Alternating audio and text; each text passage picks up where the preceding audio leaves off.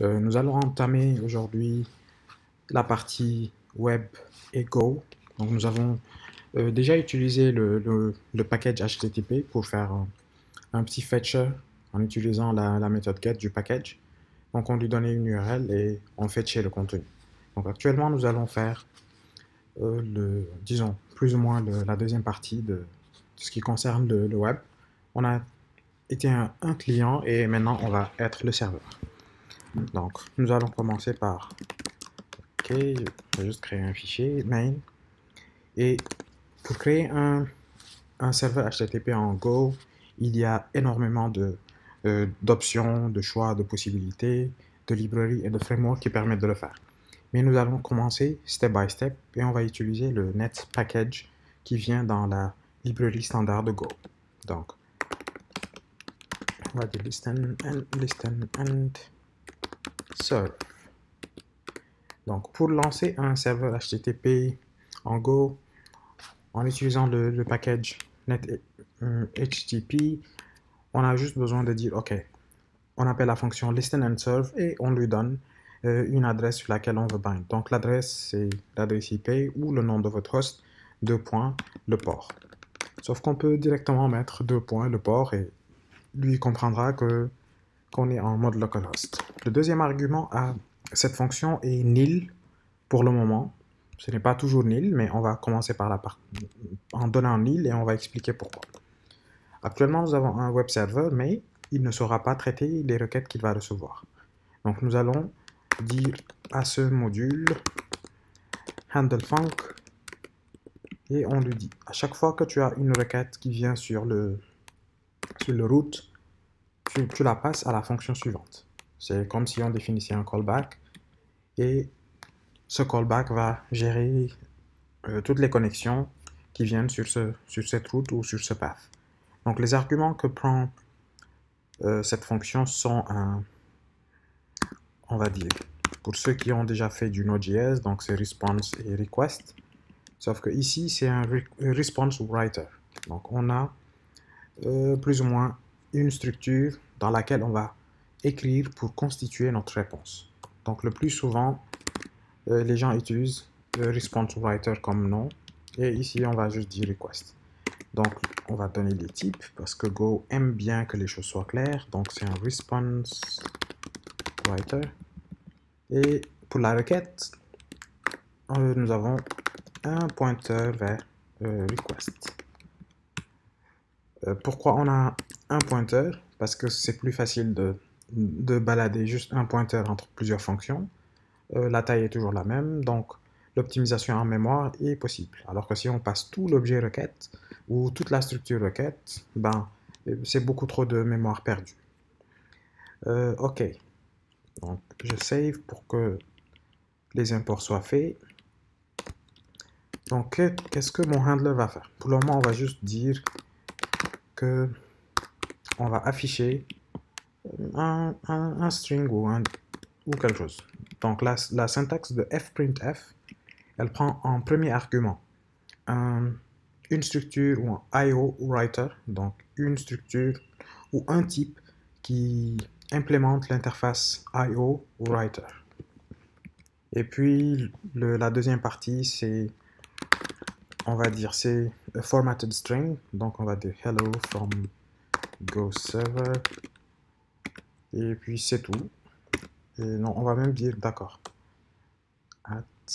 On va afficher l'URL sur laquelle on est actuellement. Donc, on va dire request.url.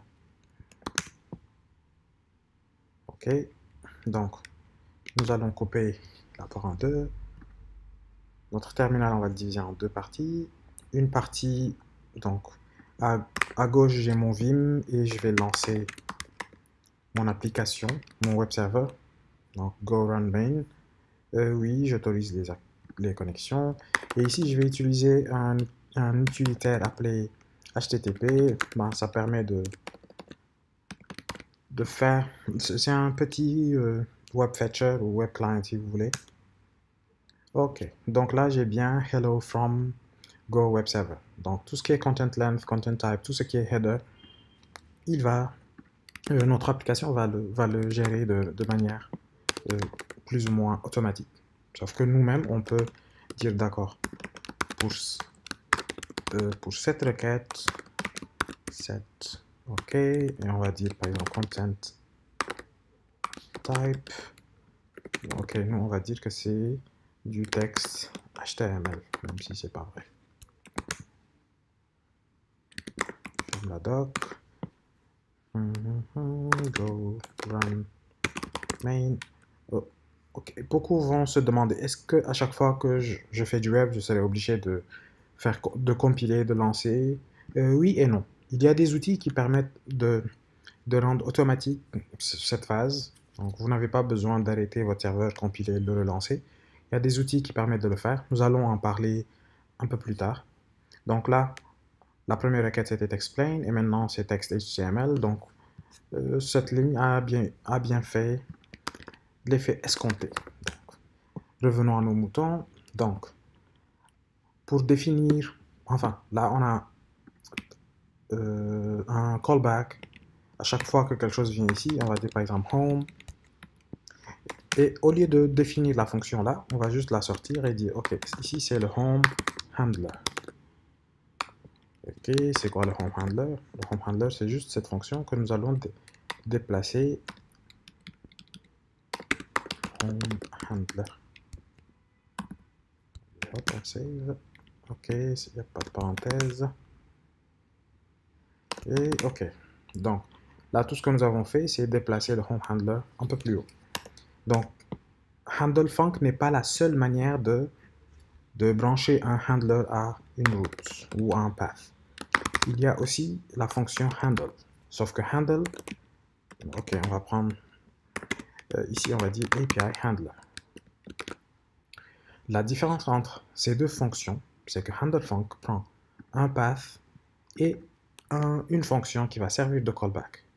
Handle prend un path, mais prend une structure ou un type qui implémente une interface, l'interface HTTP handler.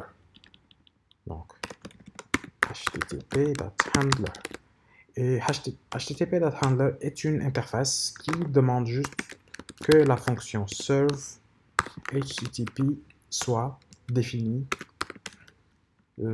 sur un type. Quand un type implémente cette fonction, alors oui, il est éligible. Donc nous, on va tout simplement voler cette partie pour ne pas avoir à la réécrire. Et hop, on va faire exactement la même chose, sauf f, printf. Et on va dire read writer hello from the API. Ok, on va faire la même chose aussi. On va afficher le request. Ok, on va juste montrer les différentes choses qu'on peut mettre. On peut afficher la méthode, on peut afficher un certain nombre de choses qui sont dans la request. Donc vous pouvez faire un petit logger qui ne fait que ça. Donc, ok, donc là, ok, undefined API handler. On a dit que on va juste définir un type qui s'appelle API handler. Et on va dire que c'est une structure. Ça peut être un int, ça peut être tout ce que vous voulez. Et donc ici, au lieu de passer, je vais juste passer une instance de... ok, un élément.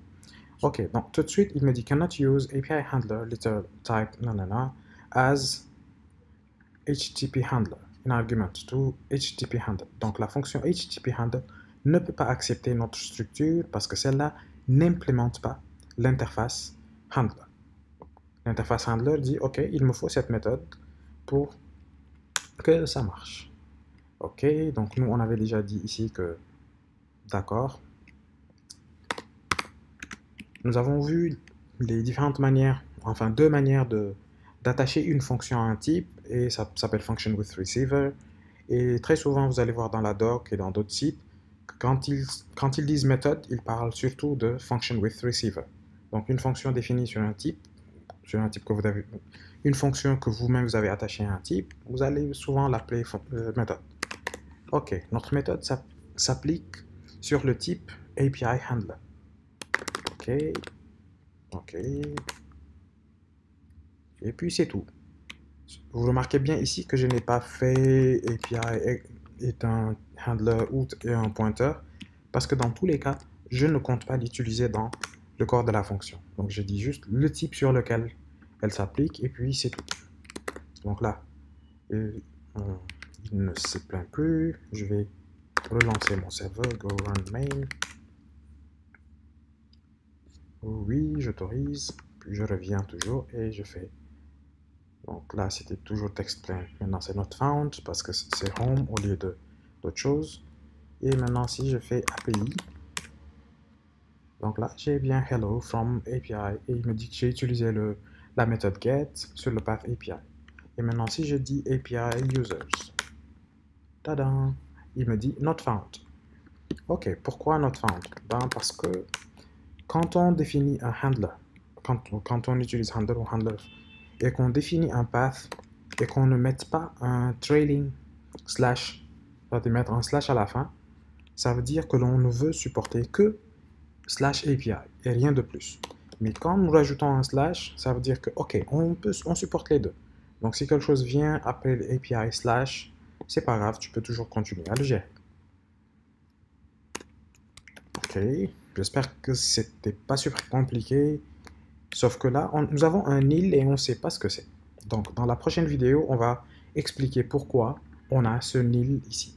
Et quelles sont les manières de ne pas avoir nil. D'ici là, si vous avez des questions, n'hésitez pas. Merci.